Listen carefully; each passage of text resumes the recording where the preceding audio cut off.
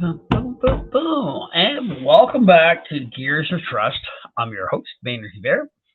Well, we're well into October here now. 5th of October, this recording is being made. It's going to be dropped here tomorrow on Monday. Maynard has been gone for the summer, people. No ifs, ands, or buts about it. I think the last episode we really got into anything in detail was with Tim Sims, with the author of a book called Canada the Myth. From that post there, I did my usual thing on social media and I got shut down on some, some issues. I got up and running again. What have I been up to? Well, I've got my book completed. I've got my speakers website completed, and I've been creating an app. The app is going to be called Buttercups at Work. What that app does, it's a personality profiler that kind of works along with my book. So anybody knows my book, Onward Buttercups, it specializes in teams, why our teams are functional, how to build a good team that works together. The personality profiler, what that does, is enables you to take 6 or 8 characteristics of a coworker you've just met or you're working with. You'll put it into the app, and then it will populate back to you the type of person that you're dealing with, the do's and don'ts of how to interact with that person. So if anybody would like to partake in the development of that app, so I'm at the testing phase here now. I will send you a link directly, but in order for you to get that link directly to the app, you'll have to link to me or message me on any of the medias, Instagram, TikTok, Facebook, and I usually do most of my work on Facebook or Instagram. So that's that for me. So also, in my absence from the podcast world, I did a speakers boot camp because speakers beget speakers, bikers beget bikers, authors beget authors. And guess what? At the speakers boot camp in Edmonton, 20th of September, I met this young lady, Jalene Murphy, and she's an author as well. So I'm an author, and authors beget authors. Her book, Modern Day Courage. Pretty cool. And we sat together for the first day of the boot camp, at a table together, and got to know each other. And her interest, and she has a very, very interesting story, and interesting enough that I thought I'd like to have her on the podcast. So that being said, Jalene, welcome to Gears of Trust. Well, thank you, Maynard, for having me. And I hope you enjoyed reading my book as much as I enjoyed reading yours, because I just love how real you are. And I still go to that sea can story that you told in that book, and just the reality and realness of that. I just thought, yeah, okay, this is Maynard. He's a real person. I would really love to be on his show. There we go. Well, thanks for coming in.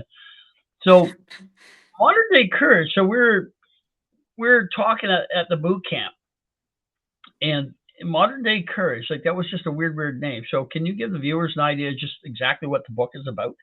Let's just let's just take it right from there. Yeah, sure. So the book is, well, I'll just say it's 6 short stories, and it's 6 short stories of my life broken up in different sections of how I've used courage. And it is something where I was never thought I would write a book. I will just say that. I never thought I would be an author, but life takes you down different paths. And the book started, I guess, I'm part of Toastmasters. And so during COVID, I would send all of my speeches to different people to say, what do you think? And people would come back and say, oh, Jay, you should do something with this. And I was like, they're my friends, so they're probably just being nice, saying these things. Yeah. And so I thought, I kept getting that response, and I thought, okay, well, maybe I should do something with them. Maybe I should, write a book to help others. And it was then when I sought out an actual editor, and I sent them to him, someone who I paid, who didn't know me, who didn't know my stories. And he came back and said, yeah, with some shaping and some edits and things like that, it could turn into something. And so it's a quick read. I think it's only like 46 pages. And it's all varieties how I used courage to achieve dreams, to do hard things, and to live the life I am living today, is all because of courage, and how courage can be cultivated, and how courage can be used I think in all walks of life. And so that's why I'm just thankful to be on your show, because um, it's something that's available to all of us. And we just have to take those courageous steps. So, Jaylene, do you teach on the side? Like, do you have groups that follow you to learn how to muster courage and No, perseverance? I haven't. How do you- I'm not coaching or anything like that.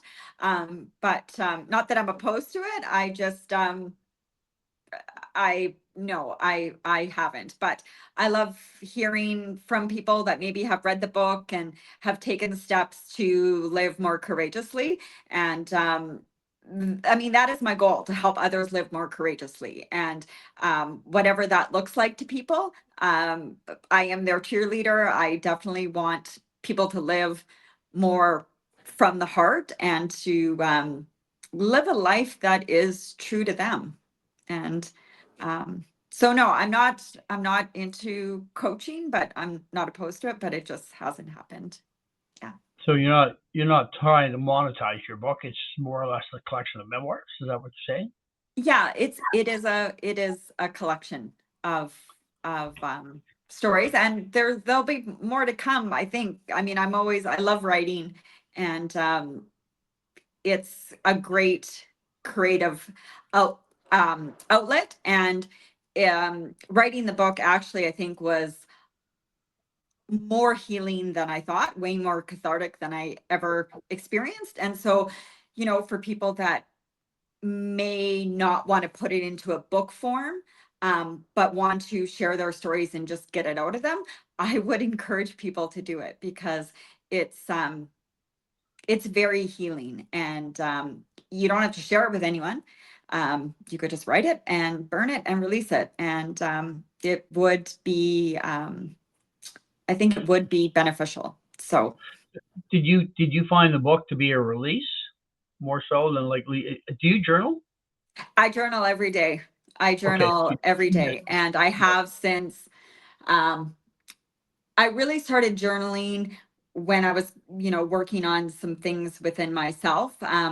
When I kind of was at that crossroads of, should I stay married in a heterosexual marriage, or should I proceed down a route that is going to lead me to a divorce? And there was a lot of change at that time in my life. And so when I read a book, I read a book called, I think it was um, Women Who Are Married That Love Women. And it was sort of like, you know, where I There was. I was was married to a there's wonderful actually a man. book about that? Pardon? Excuse me, but there was actually a book about that, or Oh yeah, there was actually two books that I read, and it's listed in the back of my hold on, just wait one sec, Maynard. Um, take your time. This there's this is a casual conversation. Anybody's watched Gears of Trust, you're always seeing Maynard fidgeting and stuff and brushing his mustache, and this is real. It's just a conversation between two friends. That's all it is. So yeah, don't get too. there's two. Um, Joan Fletcher, she wrote Living Two Lives, Married to a Man and in Love with a Woman. And also Karen Stock, Married Women Who Love Women. So both of those books I bought and I read. And one of them said, you're in a phase where, you should be journaling a lot. And right there and then I just started journaling every day. But I've journaled, I think, since grade 6. Like, not as heavily, not every day, but I'm a huge believer of journaling to see, your thoughts at any given time. And a lot of it was helpful looking back and writing for this book. I was able to go back and see my thoughts in a certain period of time. And that was really helpful, because I had the content, and to realize, wow, that's what I thought at that specific time in my life. And it was powerful to see the You're growth. not going to believe this. I just got another coffee on screen. Just as easy as Have that. an it's Sunday. Have another coffee. Yeah, tough time waking up here. So let's go back to that. Sorry about that. That's okay. Just You being said it was casual, so yeah, very casual. So with that journaling, So you transitioned, you read the two books, now you've created your own book. So I'm going to ask you what courage, like modern courage, what's the difference between modern courage and old fashioned courage? Yeah. Well, you know what? When you sent me that question, I really had to think about it. And I'm glad I had some time to think about it because I it made me think of my grandparents and my great grandparents and especially from a woman's perspective. And both of my grandparents, great grandparents were very religious, very tied to religion. Um, I think about my great grandma who was married to an alcoholic. My grandma swore that she would never marry someone who drank. Um, and so I just think of the courage that they had to live every day. They weren't at a point where they could financially or because of religion make changes in their life. So they were courageous living with what they were dealt. Just And day to day existence, basically. Eh? yeah, the more of a survival, whereas, now I have the capacity as a woman to make my own money, to get a divorce, to live the life that I believe is right for me. And so I don't, it's all of the same essence, but um, it's just different in the fact that now I have that choice. And I could have stayed, as an example, I could have stayed married. But I was fortunate that I have a job. I'm live in a place in Canada where I can get divorced and I can support myself. I don't need to be tied to someone to be, You're taken not, care of. you're not, And you're not I owned. didn't. You're your own person. Is that what you're saying? You're not owned. You're your own person. Would that be a correct assessment of that? Well, it's just I, the modern part comes to choice, I think. And that's something where, I chose to leave religion. I chose to ask for a divorce. I chose all of these things. But my grandparents' courage, they were still courageous. My great grandparents, they moved from different countries to come to Canada to live a quote unquote a better life. And so I don't think the essence of it changes. I just think now, you know, for women in Canada, we have choices and have that agency to live how we want to live. And um, I still think about my great grandparents that, you know, it was more, they were farmers, they had to get up, they had to milk cows, they had to, my great, like my baba, for instance, probably had 200 cabbage plants that I mean, she had a huge garden, but she watered by hand, Wow. and so she, she she worked hard and she was courageous in her own way, raising kids on a farm and being a wife and having kids and being very part of the church and was tied that way. And so, like I said, I don't think the essence of courage changed, just the situation in which we find ourselves, and then that choice to decide to be courageous, because it is a choice. Yeah. So that's quite a difference when you put it put it in that perspective, right? So that being said, so what do you think would happen if you didn't act on your courage? If you didn't act, right? So courage is one thing. The action behind that courage is another thing. So had you not taken the courageous steps that you took in life, put you where you're at today and where you want to be, it's very important to be where you want to be. What do you think that outcome would have been? Have you ever thought of it? Oh, I thought about it. And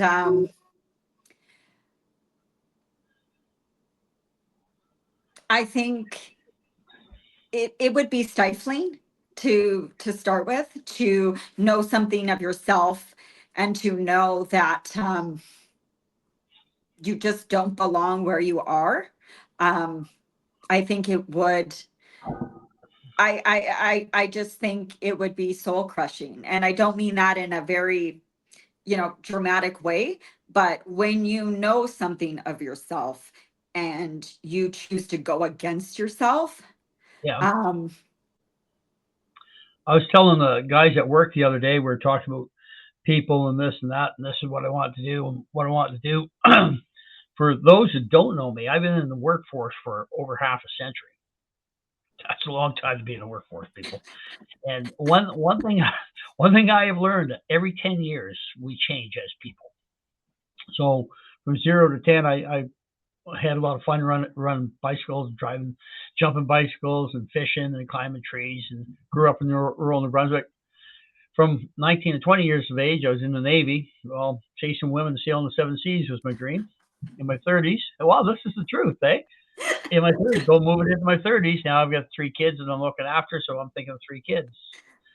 Then I hit my 40s. Next thing you know, I'm thinking about, geez, well, what am I going to do to prepare myself for life? In my 50s, I'm saying, well, all right, I get careers, stuff like that, but am I really happy? And then moving into my 60s, I'm thinking, what can I do to help others? mhm, So consistently, every 10 years, we change. And I think you recognizing the change that you needed and taking the courage to act on that is very special in itself. A lot of people will have different changes in their life, and they leave the change shape them or they shape the change. There's two ways you can approach that. Does that make sense? mhm. I was pretty impressed with your stories. We sat together at the table. So moving along though, I'm going to get you to reveal more of the plot. So why don't you take your story in your book and bring me right from start to finish, and then we'll expand on that. Right. So Sure. Well, the first three stories of the book are standalone. So the first book is, and then the last three chapters are kind of the same story. So the chapter one is about following your dreams. Chapter two is, I am a woman, and I've chosen not to have children, which in my Irish Ukrainian Catholic family, that was that that was was almost taboo, hey. That was almost like you're almost shunned from society with that decision. Yeah, I felt like a fish swimming upstream, but Yeah. again, it's about just knowing who you are and saying, you know what, this is not a path for me. And I love being an aunt, and I love that role of, being a little cheerleader to my nine nieces and nephews. And Yeah. I don't have to be a mom. Like, and Yeah. there's no shame in that. Like, I just didn't see myself in that role. And I birthed something else. I birthed a book. So it's just having that courage to, know that of yourself, and to just resist the constant badgering from 20 to 40 of when I was having a kid. So that was chapter two. Chapter three is about perfectionism. And that is, I took a year of challenging myself to stop shopping, like clothes shopping. Yeah, And yeah. So that broke down into 12 months. So that explain that more to me because I'm a guy. I don't shop like that. So was that the internal battle within yourself of not being able to? well, you know what, Maynard, I would say that the first um 3 to 4 months, it was, I didn't have the awareness that I was fighting myself in the internal battle of kind of shopping in order to look good, in order for people to comment on how I looked. So I was being fueled by other people's comments of me, which is not a good place to be in for yourself. But I didn't know that at the time. But So there was an internal struggle about shopping within yourself, or you're no, like, no, just I'm a the guy, so you're gonna have to. I'm a guy, yeah, so you're gonna I'll have to I'll dumb it back it down a up. Yeah, I'll back it up. So when you have poor self-esteem, bit. Yeah. you rely on other people's comments to make you feel good. And I didn't realize that I use clothes shopping when I, shopped and I look good. And people would say, "Oh, Jay, that's a great top. You look great today." Or "That's a great skirt." Or "I love that dress on you." I was relying on those compliments to make me feel good. So I didn't have that self-esteem piece that I have now, where I don't need to look good to show other people that I'm feeling great, I look good. But Yeah. it took literally a year in order to figure that out and to You went a whole year without buying some clothes, I went a whole year, and it was hard because there were you like I was in you wrote it Italy. as a boxing match. You wrote it as a battle, which is Yeah, yeah. it was a battle. I mean, perfectionism is insidious and it shows up in different ways in people's lives, and it is a real bitch. I can say that, can't I? On your You should show. almost rewrite the book for guys so guys can understand it because I had to reread that a couple of times to get understand the flow of that chapter, right? But, Yeah. but I think that's maybe for perfectionism, I don't know how it shows up in men's life. I don't know if you've thought about where moments of your life you've battled with that. I'm like Charlie Brown's Pigpen. I can hop off the truck, working on things, be full of grease and everything, and go to a cool concert for kids. Like so, I am. There's not a lot of vanity in me. That makes sense. And if it wasn't for Debbie looking after my fashion, I'd probably look like a slob all the time, right? But my wife does a great job making sure I'm presentable in public, which is a challenge. But for the most time in my world, I'm in coveralls anyway, right? So Oh, and okay. all look the same in blue, so Oh, or red, okay. right? That makes sense. Okay. So to actually realize that you had an issue with buying clothes for and you dealt with that for a year, that's pretty amazing actually. Because I like I've come from a family of 10, 6 girls, 4 boys. So when girls get on a buying kick, I know what that's about, right? When they need their clothes and stuff. And not from personal experience. Well, kind of from personal observation, not personal experience. Does that make sense? Hmm. Hmm. Yeah. Cool. But Well, that, I think Maynard, it's more about um I think with perfectionism, I mean, whatever you're working on and deciding that you see a pattern in your life and you may not know the end result of figuring out the pattern. Like this year, I've decided that I'm not drinking this year.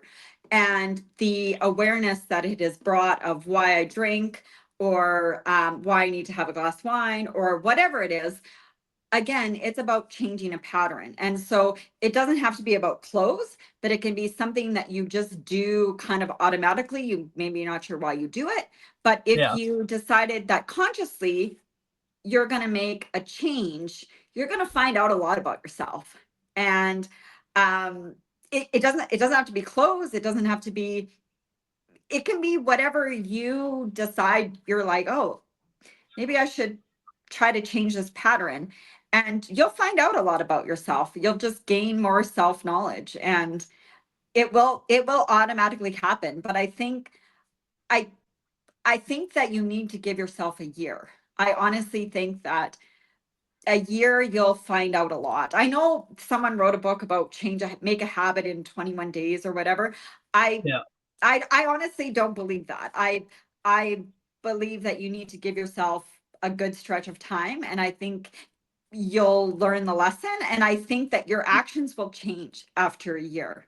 I really do. It happened in clothes shopping. It's going to happen with drinking, and I mean, it's yeah. I would be curious to know if anyone else does this, what they'll learn from it. But it changing a pattern is is interesting. It's not for the faint of heart. I will say that, but it is worth it. So I think that's chapter 3, and then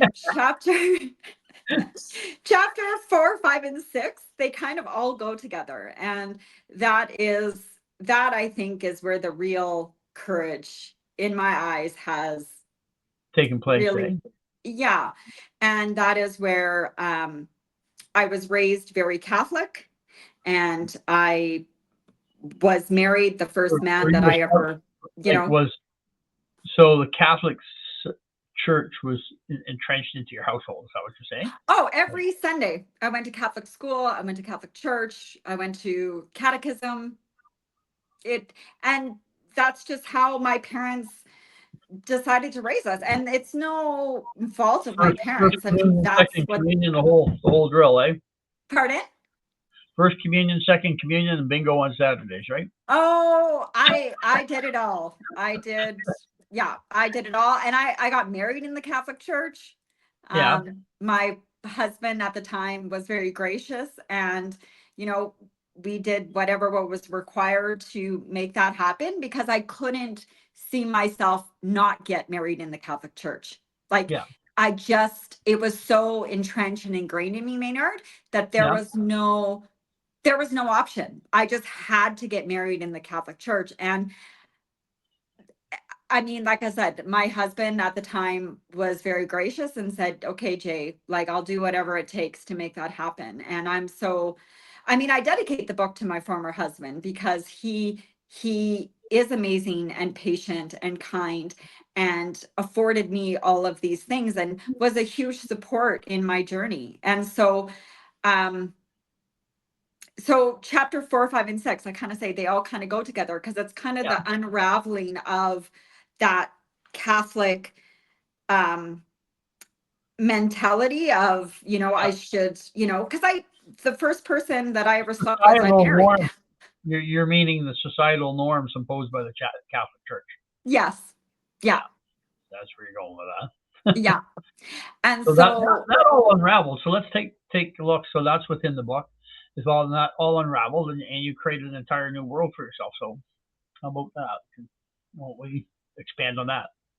yeah, well, that, and I just want to share with your audience, Maynard, is that, change doesn't happen in an instant. I mean, but the time I had an encounter with a woman at 30 to the time I asked for a divorce at 40, that was 10 years of discovering things and trying to understand myself. So for anyone that is listening, um, in the movies and they're like, oh yeah, now I'm this. It's like, no, like, it takes time to, I had to change an identity. Like, I was a heterosexual woman for up until I was 40. Then I came out of the closet, and I had to gain confidence and understanding and learning that it's okay to look at pretty girls. And I mean, I can still enjoy men, don't get me wrong, but it's not where I belong. And I have a girlfriend now, which I'm very excited about. Yeah, And but yeah. that change doesn't happen overnight. And No. it So takes. so over a period of 10 years, that must have been quite the internal battle for you then. Like you must have struggled quite a bit with that over a period of 10 years. Like self doubt, self questioning, self, right? Yeah, and I mean, it was a lot of I know this sounds really simple, but self-love and self-acceptance is such a gift we can give to ourselves if we work hard to give it to ourselves. And when I was able to know that I didn't belong in a heterosexual marriage, I had to ask for a divorce. I mean, I remember that day in March. I mean, I read it in the book. I remember that day, going to ask my best friend for a divorce. Yeah. Like, that was a very courageous day in March. And Yeah, that's the big question to ask, right? That's a big question to ask. It takes a lot of inner strength to even come to the point of asking for that. mhm, Yeah, a lot of inner strength. yeah, So divorce is divorce how is many hard. years ago is this now? Like it still seems tender there, Jamie. So Yeah, how many because years? yeah, I mean, I was divorced in 2020. And so the thing is that I still care for my Not that former long. That's husband. not that long ago. He was a big support when I was trying to figure out my sexuality. And he he is the person I am today. A lot of the reason, because he was supportive as I was, you know, trying to understand who I was. And I remember in 2015, I mean, I changed my name back to Murphy. I mean, I took my husband's name when I got married, and I changed it back. And he's like, yeah, like, change it. Like, Yeah. he's and he's the one that drove me to the airport when I flew to Turkey to see the girl that I was with 3 years earlier.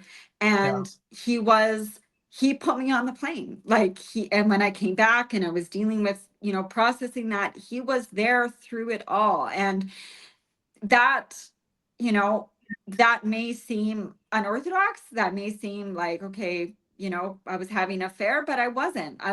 He was trying to help me figure out who I was. And that, so I'm ever thankful for him for that. And I'm so thankful that I was married to him, because, if I was married to someone who um, didn't see that as growth, Yeah. then my story would have been different, Maynard. Yeah. Mhm. So how is your ex with this? Like, so what happened in his world? So you're as we make changes in our own world, it affects others very Of quickly. course it I does. know at the spin of the century there, I left my first marriage, and that affected a lot of people as well as myself. That's changed. With change comes change, right? And some change is good, some change is bad. So what happened in his world? Well, I mean, I can't speak for him, but I will say that when I asked for the divorce and we went through with the paperwork and things like that, um, it took about 5 years for him to come back into my life. So I cannot speak to, how he dealt with it from his end.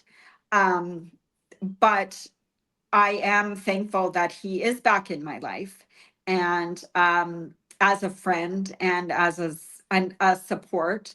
Um, but I would speak that I had to lose my best friend. Like, he was my best friend. So and how hard that was. And so I can't speak for him, but Yeah, I can imagine how hard it is for him to lose his best friend. yeah, Yeah. yes. Yeah. It's still tender. I can see that. It's still tender. Absolutely. Okay. You okay there, Jamie? Yeah, it's all good. And um emotions they're okay to come. And Yeah. um it's I think, it just shows, I think, how much he meant to me. And Yeah. it's But it's good that you still have that friendship. It's just manifests itself in a different way. That's all. Yeah. Like, Yeah. when I got divorced, I wrote an intention that, one day he would be in my life, one Yeah. day, the Japanese, it's kinjitsu or something like that, where, you have a shattered pottery and then you build it back with gold. And yes, it's not going to have the same polished look, but it's still going to have purpose and it's still going to be beautiful. And that's what my intention was when, you know, I asked for a divorce. I knew I would lose my best friend Maynard. I knew it, but I also knew I can't be who I truly am. Whatever that was going to look like, I Yeah. didn't know exactly what that was going to look like, but I knew I couldn't figure it out if I didn't ask for a divorce. Yeah. That's right. So it's like where we're at earlier, where I asked as well, what do you think would have happened if you had maintained the current course or the existing course at that point in time, right? Mhm. Like, maybe I would have stayed married. Maybe I would have got a girlfriend and had maybe an open marriage. I'm not sure, but that didn't feel like my former husband would have given me that choice, but it didn't feel right. Like, it didn't feel like that was the solution. And Yeah. so I had to trust myself that I was, going to make the right decision to find out who I was. And um it, I think in the sixth chapter, I mean, I'm brought back to, grade 5 and grade 6, where, I was bullied as a kid. And the effects of that, show up in different ways in your life at different times. And so, again, it wasn't just one thing I was dealing with at one time. It was a multiple kind of collision of events. And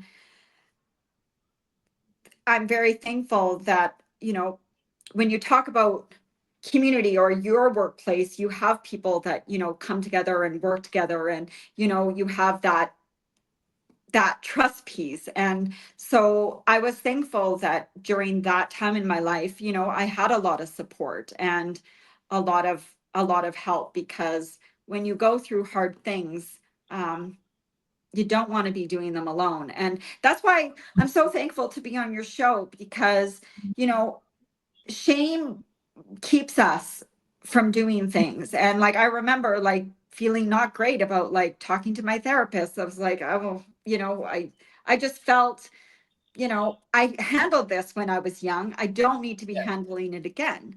I don't Yeah. need to be doing it again, because I did it already once.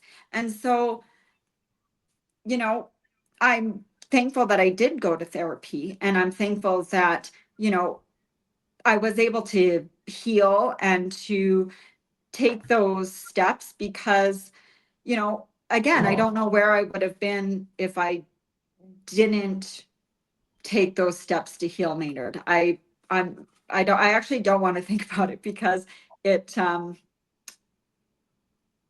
just not too sure. So Yeah. I'm so thankful I can talk about it and say, to people, you know, if you're thinking of therapy or you're dealing with something, there is no shame in asking for help, because we can do hard things, but we are not meant to do them alone. Yeah. And, when it comes to mental health and healing, I don't think it's fully understood. I think it's coming, but it's still, you know, it's all in their head. Well, it is in your head, but it is Well, also, the attached mind to your is body. the mind is such a powerful, powerful thing, Jaylene. I did an episode with a guy named Rob Hilditch, and he has his site called Social Chemistry, and Rob specializes in suicide. He Um, attempted suicide. Yeah, he attempted suicide. I met him when I bought Joey's Only Seafood in Manning Crossing, and he was a business okay. manager for Joey's Seafood. And 10 years later, after I run the franchise and the sold franchise, I had my podcast going, and I saw one of Rob's posts on TikTok. And I reached out to him, not recognizing it was the Rob that I knew. And I said, hey, that's pretty powerful stuff. Would you like to hop on a podcast? He said, yeah, sure, Maynard. How'd you know me? Right? And we got to go, and as he was at a rough point in his life, and he did not reach out for help for anybody, uh, as guys do. And we're hairy ass No, guys we like need to that. change that, Maynard. We need to change that, because men are Yeah, ashamed to feel, they're ashamed to ask for help, and we have got to change that. yeah. Yeah, that's it. Well, that's exactly it, right? And that's exactly what Rob's mission is now. Is he's a self-employed entrepreneur. He no longer works for the franchise head office, stuff like that. But his crusade is to help people get that help that they need, right?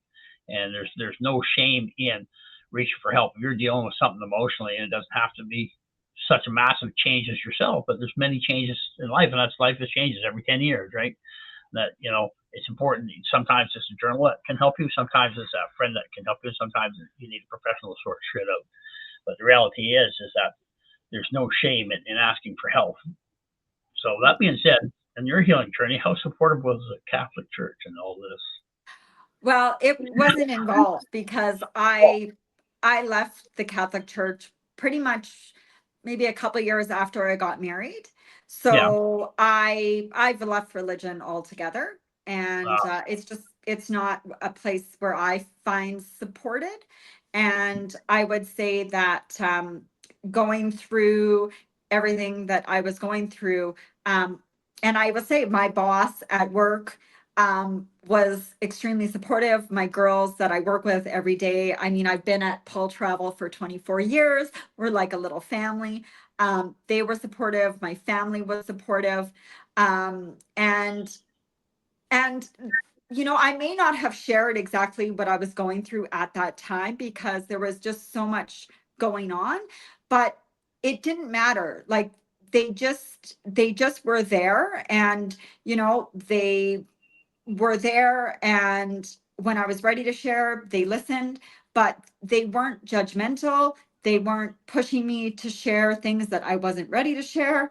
And when I was ready to share, they were supportive. And, like when I went and, I told my dad that I was going to get a girlfriend, that was a huge day. I remember, you know, that heaviness on my chest, Yeah. going to tell my dad, like, I'm going to get a girlfriend. Like, I'm the first one in my large Irish Ukrainian Catholic family to come out of the closet. Yeah. And that, How was that received? my dad just said, as long as you're happy, Wow. you know, So that's my that's my big, dad, that's big in itself, isn't it? pardon, That's big in itself. yeah, like my parents are not very expressive. It's just, Yeah. that's just the nature of how they are. And so, for my dad to say that, um, just was huge, because it just reinforced the fact that, you know, he loves me no matter what. And I haven't been kicked out of my family. I mean, I know that, for others that have come out of the closet, that has not been the case. Yeah. And others feel, that they can't, because of family or culture or the multi layers of that. Yeah. And I feel for those people, because, you know, I know what it's like to live in fear, just of yourself sometimes, like,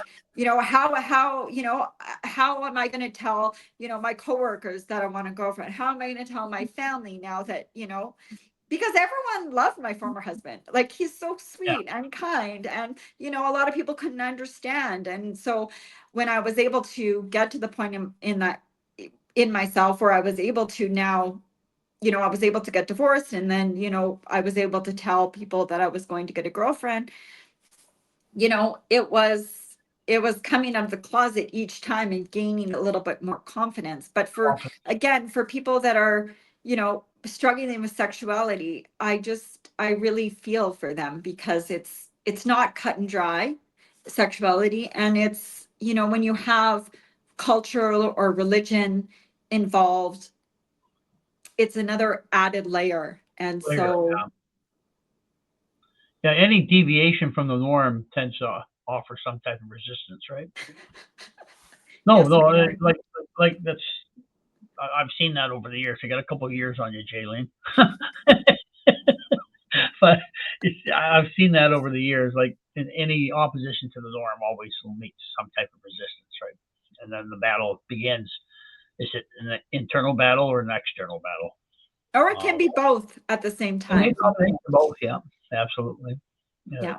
that's exactly where your book of courage leads to, right? So Hmm. that's encouraging people to look inside and grab that courage and find that courage and work for that courage. Would that be a good analogy? Or Yeah, I would say, courage can be cultivated. And I write in my book, chapter 3, about fighting perfectionism. Like, I read motivational quotes day in and day out, going to tell my dad I was coming out of the closet. Like, I read motivational quotes, because I needed to summon that courage from somewhere, because I don't so think I really did had you it in grab strength? myself. Did you grab strength from those quotes? For Is that sure. why? For sure. And, when reading certain books, and that's why I list all of the books that helped me in my journey at the end of my book. So many books help me, and I'm so thankful that those writers wrote those books, because I didn't feel alone. When I read those books about, a woman who's married and in love with women, I was like, my God, that's me. Like, I saw myself in those books, and I don't know, I didn't feel alone. And that's why, when I wrote this book, I was like, people may not, yes, of course, run the same story as me. And that doesn't matter. But, for them to know that they're not alone in their struggle, that's why I wanted to write the book. I wanted to be there for them on a dark day. And, it is something where I go back to motivational quotes, but my God, they were helpful. They were, Yeah, they really helped me take some hard steps because a lot of people have trailblazed for centuries, and I'm able to read those quotes, and then I'm able to take those steps. And so um I'm just so thankful so that's an for offering. That's an offering for yourself for others, actually, right? yeah, Your yeah. your your position in life and your journey is someone else's dream. Ironically enough, isn't it? Eh? Right. Ironic as it is, that's the reality. You will offer hope to a lot of people on that, right? Now, I'm not making light of your path in life, but you're not the only one that's probably experienced things like that. No, I'm a, no. And I'm a, I'm so thankful that people have written other books because, you know, people, as you turn the pages, you might read something that sticks with you and that makes you take that next step. So whatever you're consuming, I really hope, it's helping you move forward and take those steps. so the most powerful message I could pass on to my listeners about your book is what could they use from your book to benefit themselves? Well, I hope it's just the message of, you're not alone, and that you know something that, like, courage is universal, and it is available to all of us. And it is something where, you know it can be cultivated every day, and baby steps is key. Like, like I said, those 10 years of getting out of the closet, there was a lot to process, and every day was another step. And like I said, it takes time, Maynard. It takes time for change, and for I guess for me to trust myself, but for your listeners to start trusting themselves and believing in themselves. And that doesn't happen overnight. It just, No, it doesn't. it's like And eating an elephant one bite at a time, eh? You've ever heard that saying? no, I don't think so. You've never heard that? No, we say that in the industry all the time. A lot of us. Can you say it again? A lot of the projects I'm involved in, they take weeks to complete. That's what we say is how do you eat an elephant? And that's one bite at a time, right? Okay, I don't think I've ever heard that, but that is smart. That's a wise No, quote. it's pretty common in my industry, right? So because of the massive projects we take on, right? So you Yeah, just can't do it all in one day, right? That's kind of life in a nutshell, I believe. yeah, yeah. So the changing yourself in 21 days, I'll kind of give you a little tip to where that come from. I forget who wrote that book, but he had surmised that it, whenever you do anything, it takes 5 times to understanding, 9 times to memory, and 21 times to habit is what we learn, right? So if I teach you how to fix a component, it'll take you 5 times of actually doing it hands on to actually understand what you're doing. 9 times to memory to actually remember how to do it in sequence, and then 21 times is basically a habit. So undoing things is very similar to that. It's because you've done something for so many years to undo that, you don't undo that with a snap. And we're right back to where Jalene's saying is it's one little bit at a time, day by day by day. So from our listeners there, there's a lot to learn in this episode by all means. Jalene, your book's available where, my dear? So you can order it through any bookstore or Amazon. And for online presence, I think I am on LinkedIn, but I would say Instagram at Jalene Murphy is my favorite platform. And definitely come and find me. I'd love to hear sort of, how you're using courage to move forward. And it is something where um, I just, like I said, I wrote the book to help other people live courageously. And we live in a time where we need more courageous people. And I hope that, if you're listening, you're able to trust yourself and to take the steps you need to live courageously, to heal, to whatever it is you're working on within yourself, because it is hard work, but the reward is worth it. So Yeah, regardless of what you're doing or what you're trying to change, it requires that very same courage that you've shown us in your life, right? mhm, mhm. Absolutely. That's very, very powerful. And I really appreciate your time today, too. That's really cool. So let's go back to our speaking. So we met speaking. What are your plans for the future now? So we met in a speakers boot camp in Edmonton. Are you planning on speaking? Are you planning to get involved in the community? Are you just going to be seclusive in your life? Or what's your plans, Yeah, Jaylee? yeah, no, I definitely want to do more speaking. And so it's just a matter of just doing it, like just reaching out to people and seeing, okay, who does my message, where does my message fit? And who is that, who wants to, um, you know, have that message of courage. And it is something where, I mean, I have a full-time job, so I just have to kind of balance both, but it Yeah. is something where I definitely want to be more in community and to share that message of courage. That's cool. That's really, really cool. There's a lot of should be a lot of connections you can make within Edmonton, eh? To start helping Mhm. people, helping other groups and stuff like that. So I see a bright future for you. That's Well, thank you for having me on this show, right. Maynard. It was great to meet you at boot camp and excited to see where your next step will take you. I'm a busy little old man. I'll tell you that. It's All good right. though. It shows that you're engaged with life, and that is, I, I mean, I love that. Yeah. Yeah. I like my people. People are very, very cool. I like people. I'm blessed. So in closing, once again, I'm going to be pushing my book, Onward Buttercups. Onward Buttercups. Here's the book. Hey, Buttercups. Jaylene's got a copy too. We had a book swap down in Edmonton. Yes. I was going to Uh, ask you, how do I leave a review for you? just go right to Amazon. Go right to Okay. Amazon. I Okay. see in the United States on Amazon.com, like my book's got mega reviews. And up here in Canada, for all the people who have it, it's shame, shame, shame on you guys. You need to get to Amazon and review that for me, please. Okay. Um, next thing is my talking world. You can find me at maynardtbear.com. Sweet and simple as that.